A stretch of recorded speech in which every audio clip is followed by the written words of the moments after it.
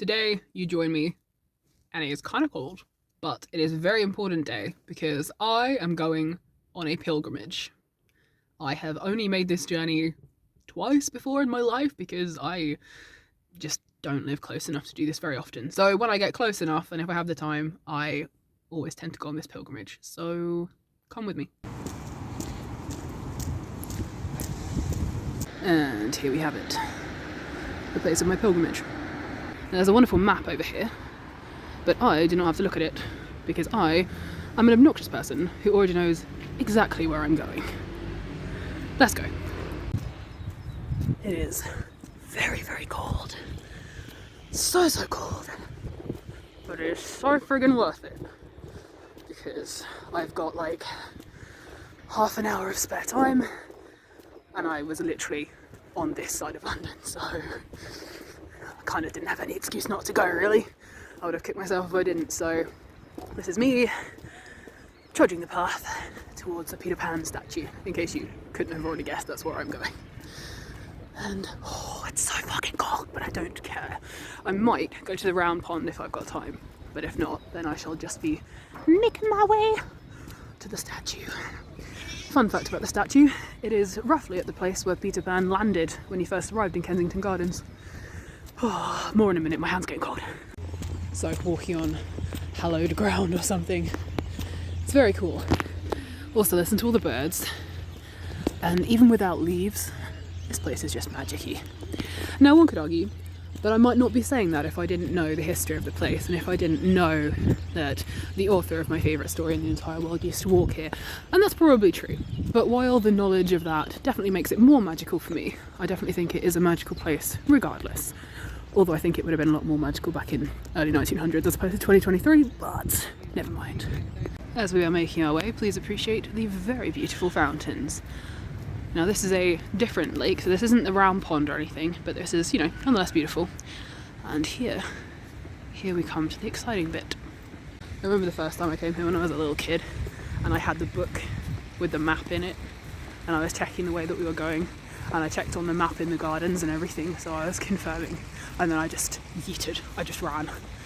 Luckily, my parent, who was with me at the time, knew exactly where I was going, and just followed the speck of me disappearing off into the distance.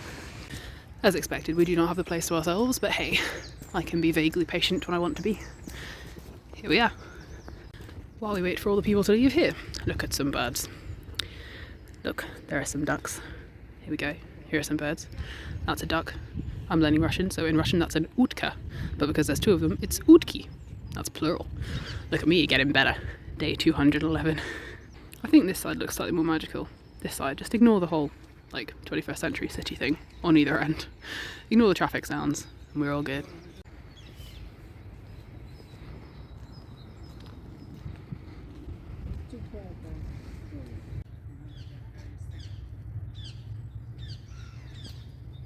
One of my favourite things about this statue is that while J.M. Barrie did like it, he was a little disappointed that this version of Peter didn't show the devil in Peter.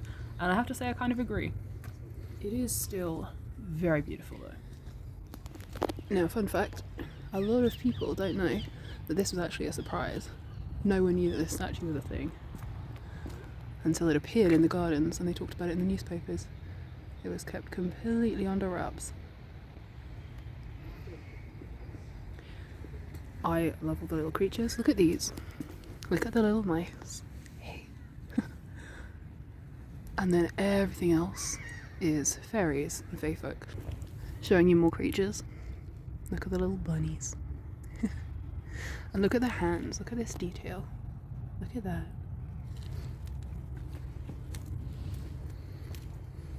And this squirrel. I'm obsessed. He needs a name. I think I'm going to call him Cedric.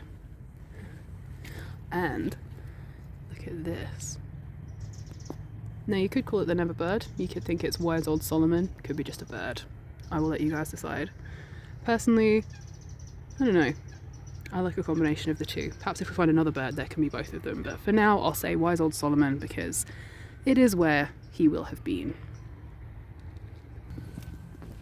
More mice down this side too, taking shelter from the rain. Look at these little guys. And there's some more birds over here too. Birds are very important in the story. Hugely important part of the story.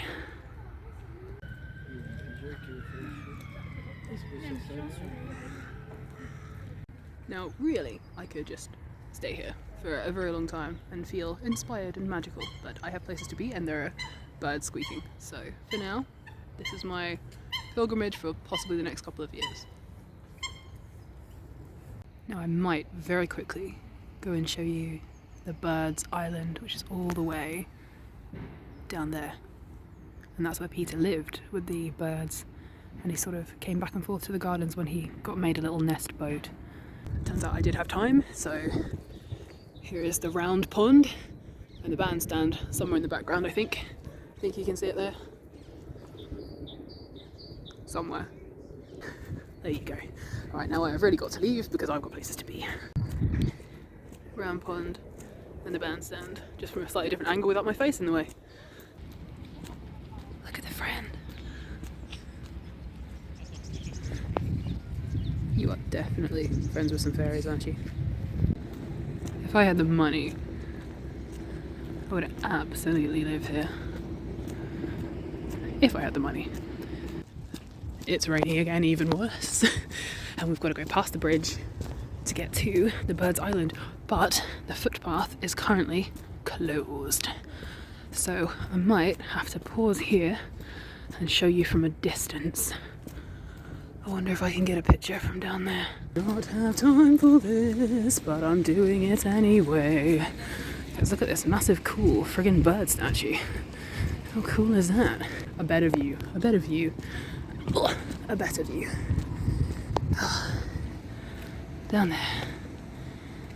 there is the island where the birds lived. You can see it like, God, where's my finger in the video? Right beyond. Keep going down, a bit in the middle. Alright, we're on the way back from my appointment thing, and it didn't go half as long as I expected it to, so I am making another quick detour to make a second pilgrimage in one day. This will make up for the fact that I haven't been here for many years. So right now we are using it through Hyde Park, and I'm going to go back through to Kensington Gardens and take some better pictures of the statue while I've got less pressing and urgent time matters. So yeah, come with. So I've got my angsty Russian on, and I think I just heard someone speaking Russian as well, because I swear I just heard them say, a word that sounds a bit like Iliad, which means fuck, and she was on the phone, so I think she was getting some really interesting gossip, so I'm going to imagine that for now. So yeah, because it's such a long walk, sorry for the shaky cam, it is very cold, but it has stopped raining. I thought I might talk to you a little bit about the story of Peter Pan and why it's so devastatingly important, and point you towards my Peter Pan Facts TikTok page, the Peter Pan Lore, Peter Pan Facts TikTok page, and of course to the Neverland Watch playlist on my Mocca's Noise YouTube channel. I might split off one day and put all the Peter Pan Facts content in one other YouTube channel, but for now, I'd rather just keep it all together. Plus, if I don't put Peter Pan content on my Mocca's Noise channel, then what the hell am I going to do every single Monday when I can't think of anything to do for Monday Madness? How it goes at the moment is, I can't think of anything to talk about. I'll talk about Peter Pan again. There's always something I can go into more detail on. So, yeah. Making our way, I can see more ducks. Utki, be my friends. Seeing as this entire trip is just turning into a friggin' vlog anyway, here I am back again. Ignore the cars on the road, but this is another very pretty bit. I am winding my way back through to Kensington Gardens. It's like a homing beacon. And speaking of homing beacons, did you notice that really cool segue there? Don't worry, I'm not sponsored or anything. Oh, I friggin' wish. Sponsored by something to do with Peter Pan, I don't know. Hat maker or something, I don't know. So, speaking of homing instincts, this is my argument for how Peter Pan keeps returning to the Darling's nursery window, other nursery windows, because they won't be the only nursery that he has visited, and how he finds Kensington Gardens and how he finds the Neverland. Now remember that when he went to the Kensington Gardens when he was 1 week old, he stopped being a human and he became a betwixt and between, a part human, part bird, but also not quite human, not quite bird, and he was no longer human and was unable to go back and grow up. This was through choice, don't worry, he chose this life. Now the thing about Peter is that he forgets everyone and everything over time. I have said that sentence way too many times in all of my content.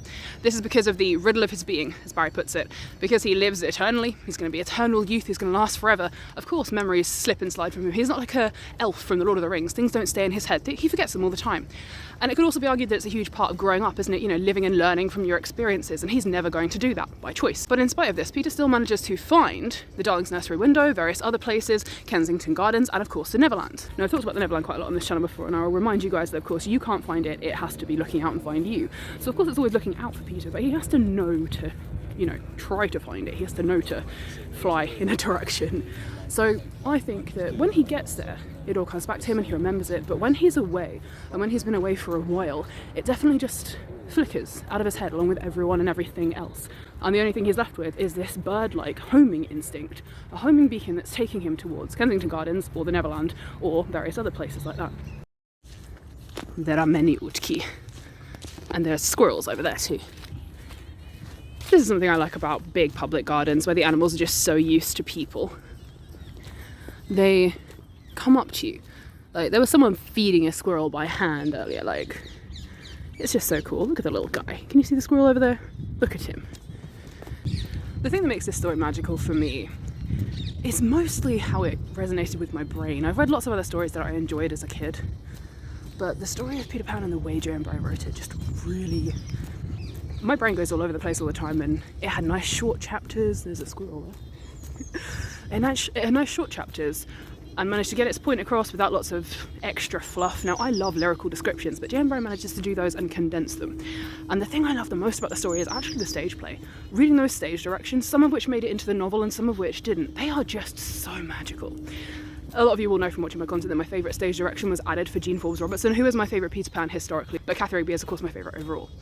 And it was the added stage direction of Peter is never touched by anyone in the entire play. There's another squirrel. Hey buddy. I really like that because the idea that Peter just does never ever get touched, it really makes it extra magical because he's on the tree now.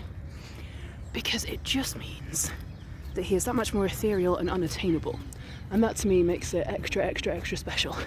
Right, the squirrels have moved and the lady who was filming has moved, so I'm gonna yeet you back on over to the statue. I am gonna need to get myself some new boots soon, because these are slowly dying. But hey, I have worn them a lot. Here you go, you can have my vlog of my feet. Free foot content for you. So these shoes come with me everywhere. I wear them to work, I wear them to go out, I wear them to go places. I even wear them when I go jogging because I don't actually own any trainers. There you go, fun, slightly obscure fact about me, I do not like trainers. On other people it's fine, but me personally, I will never ever wear them. I hate them so much. I know, I have problems. So yeah, I wear my big clunky army style boots when I work out. Because I've started doing that now, I'm one of those people. When did this happen? God. Alright, statue time. This doesn't really have anything to do with Peter Pan particularly, but just look at this, how pretty. I love these gardens, they're so pretty, full of everything. Let's have a look, what is this? The remaining stump became a notice board for political demonstration. This mosaic has been designed to commemorate Reform's tree, a venerable tree which was burnt down during the Reform League riots. Ooh, there you go, some history for you there. The serpentine. Anyone who's read the book will recognise that word.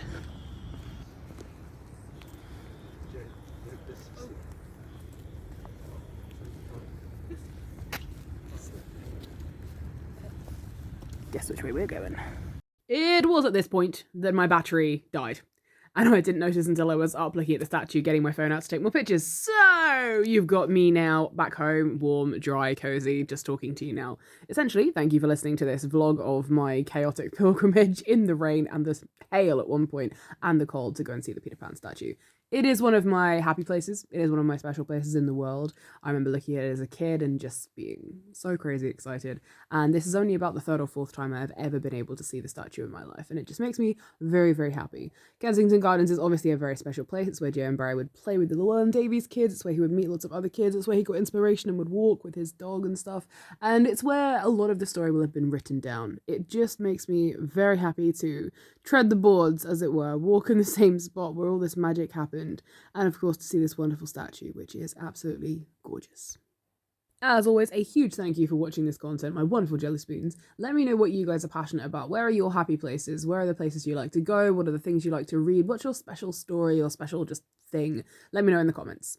If you are enjoying my Peter Pan content and you would like more lore, fun facts, and stories, then hit up my Peter Pan Facts, Peter Pan Lore TikTok page, and of course my Neverland Watch playlist here on this account. Have a wonderful rest of your week, my wonderful jelly spoons. Goodbye.